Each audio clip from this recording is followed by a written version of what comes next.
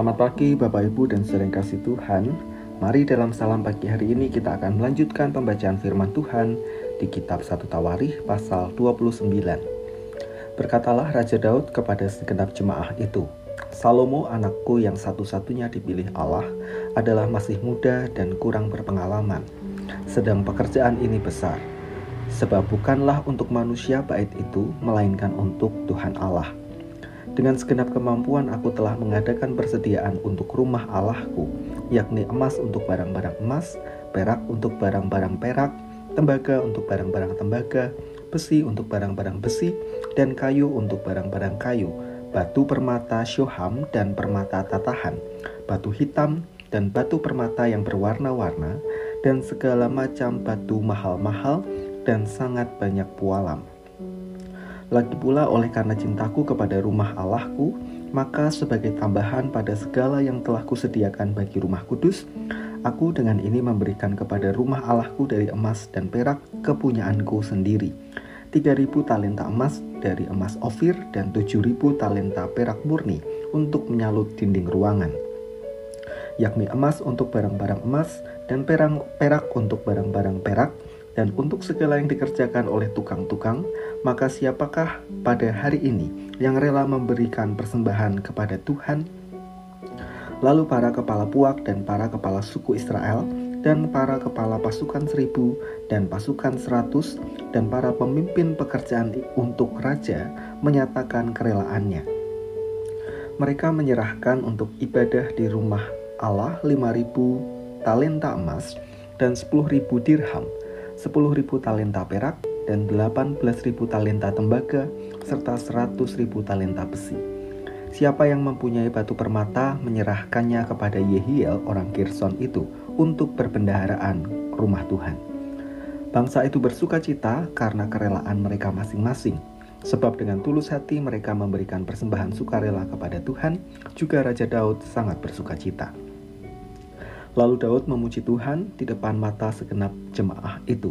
Berkatalah Daud, "Terpujilah Engkau, ya Tuhan Allahnya Bapa kami Israel, dari selamanya sampai selama-lamanya.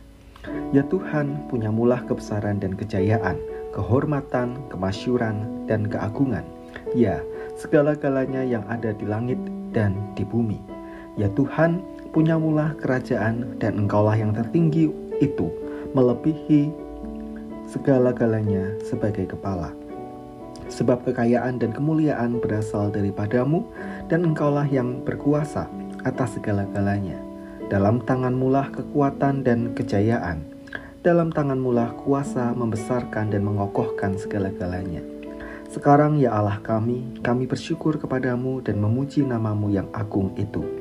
Sebab siapakah aku ini dan siapakah bangsaku, sehingga kami mampu memberikan persembahan sukarela seperti ini? Sebab daripadamulah segala-galanya, dan dari tanganmu sendirilah persembahan yang kami berikan kepadamu.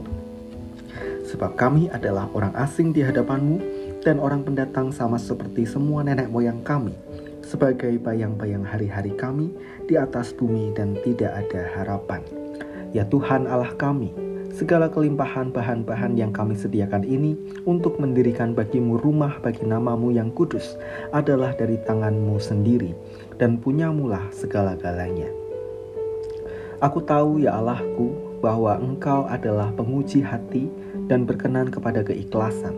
Maka aku pun mempersembahkan semuanya itu dengan sukarela dan tulus ikhlas. Dan sekarang umatmu yang hadir di sini telah kulihat memberikan persembahan sukarela kepadamu dengan sukacita. Ya Tuhan Allah Abraham, Ishak, dan Israel bapa-bapa kami, peliharalah untuk selama-lamanya kecenderungan hati umatmu yang demikian ini, dan tetaplah tujukan hati mereka kepadamu. Dan kepada Salomo anakku berikanlah hati yang tulus, sehingga ia berpegang pada segala perintahmu dan peringatanmu dan ketetapanmu, melakukan segala-galanya dan mendirikan bait yang persiapannya telah kulakukan." Kemudian berkatalah Daud kepada segenap jemaah itu, "Pujilah kiranya Tuhan Allahmu." Maka segenap bangsa itu memuji Tuhan Allah nenek moyang mereka. Kemudian mereka berlutut dan sujud kepada Tuhan dan kepada Raja. Keesokan harinya mereka mempersembahkan korban sembelihan dan korban bakaran kepada Tuhan, yakni 1.000 ekor lembu, 1.000 ekor domba jantan, dan 1.000 ekor domba muda, dengan korban-korban curahannya dan sangat banyak korban sembelihan demi seluruh Israel. Lalu mereka makan dan minum pada hari itu di hadapan Tuhan dengan sukacita yang besar. Kemudian menyatakan untuk kedua kalinya Salomo, anak Daud, sebagai raja dan mengurapi dia bagi Tuhan sebagai raja dan Sadok sebagai imam. Kemudian duduklah Salomo sebagai raja menggantikan Daud ayahnya di atas tahta yang ditetapkan Tuhan. Ia mendapat kemujuran sehingga setiap orang Israel mendengarkan perkataannya. Lalu semua pemimpin dan pahlawan, juga semua anak Raja Daud mengakui kekuasaan Raja Salomo. Tuhan membuat Salomo luar biasa besar di mata seluruh orang Israel dan mengaruniakan kepadanya keagungan kerajaan seperti tidak pernah ada pada semua raja sebelum dia yang memerintah atas Israel. Demikianlah Daud bin Isai telah memerintah atas seluruh Israel. Ia memerintah atas orang Israel selama 40 tahun. Di Hebron ia memerintah 7 tahun dan di Yerusalem ia memerintah 33 tahun. Kemudian matilah ia pada waktu telah putih rambutnya, lanjut umurnya, penuh kekayaan dan kemuliaan. Kemudian naik rajalah Salomo anaknya menggantikan dia.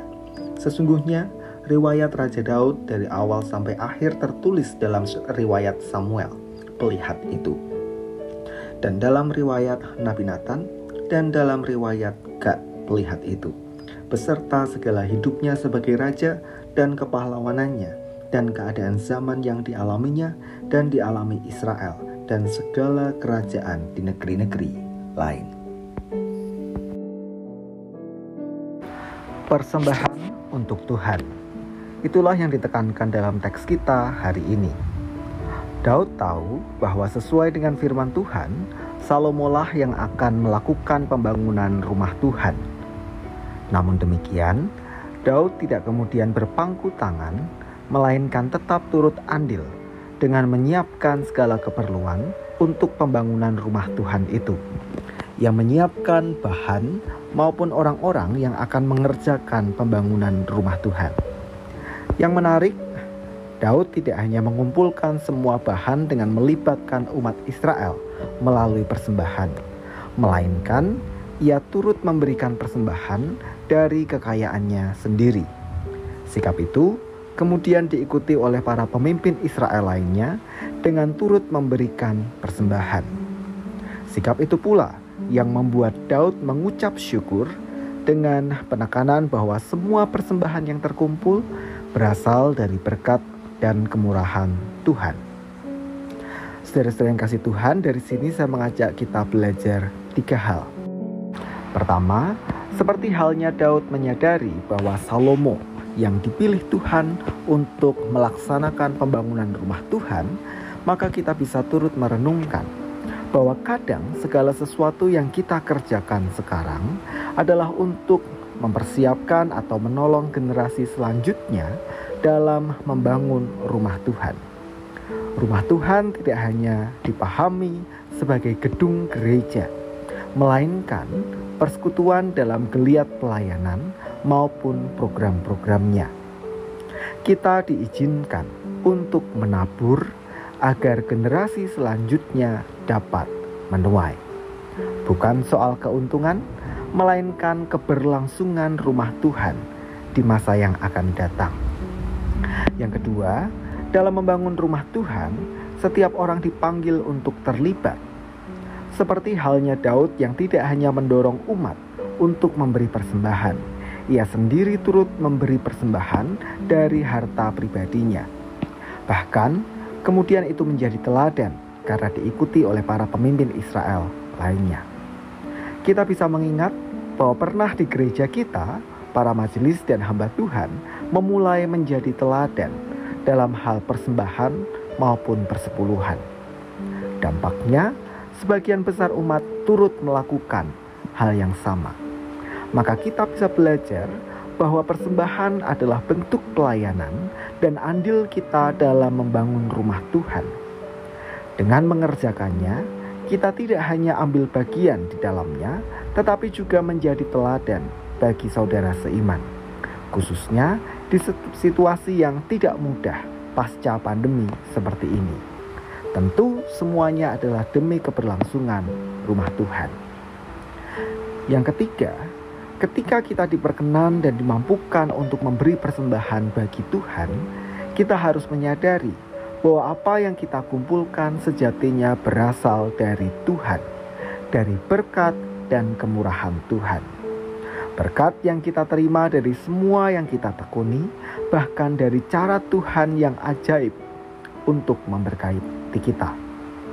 Maka bukan soal jumlah ketika berbicara soal persembahan, melainkan kesadaran untuk memberikan persembahan bagi Tuhan sebagai rasa syukur dan tanggung jawablah yang seharusnya mendorong kita untuk turut mempersembahkan apa yang kita miliki untuk Tuhan.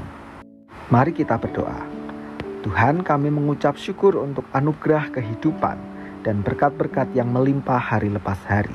Tolong kami agar kami menyadari bahwa semuanya itu datangnya dari Tuhan, sehingga ketika kami ambil bagian dalam pembangunan rumah Tuhan melalui persembahan yang dapat kami berikan, kami boleh landasi itu semua oleh karena rasa syukur.